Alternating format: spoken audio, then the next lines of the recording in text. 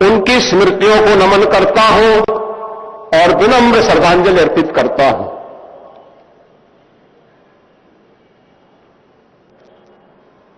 महाराणा प्रताप शिक्षा परिषद के सभी सदस्यों के प्रति भी मैं इस अवसर पर विनम्र श्रद्धांजलि अर्पित करता हूं, जो आज भौतिक रूप से हमारे सामने नहीं है। महाराणा प्रताप शिक्षा परिषद के संस्थापकों ने हम सबके सामने एक विराट लक्ष्य रखा है। वह विराट लक्ष्य केवल स्वयं के विकास के लिए नहीं,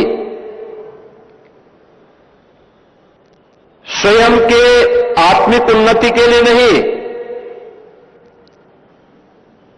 बल्कि समाज और राष्ट्र के प्रति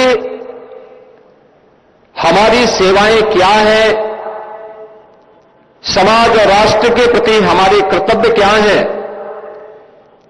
इन सब को भी हम समय समय पर मूल्यांकन कर सकें और इसके लिए एक आदर्श प्रत्येक छात्र छात्रा के सामने हमारे संस्थापकों ने महाराणा प्रताप के रूप में रखा। देश, स्वधर्म और राष्ट्रीय स्वाभिमान क्या होता है, जब भी हम किसी संकट में होते हैं, कोई राष्ट्रीय चुनौती सबके सामने होती है, तो हमारे सामने इन महापुरुषों के चित्र और उनके शौर्य और पराक्रम हम सबको एक नई ऊर्जा देता है। महाराणा प्रताप हो, छत्रपति शिवाजी महाराज हो, गुरु गोविंद सिंह जी महाराज हो, झांसी की रानी लक्ष्मीबाई हो, या फिर देश के लिए देश की सीमाओं की रक्षा करते हुए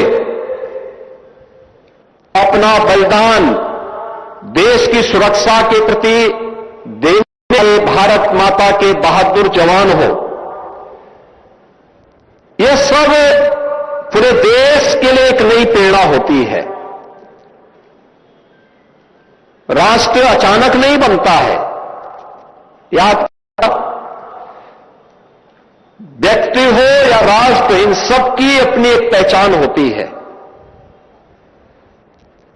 हम सब अपनी पहचान को किसी न किसी रूप में व्यक्त करते हैं।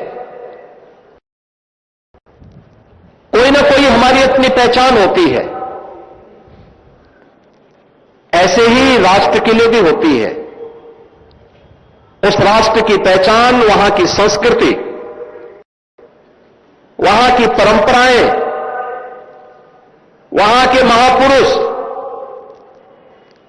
ये सभी एक दूसरे के साथ जुड़े हुए हैं।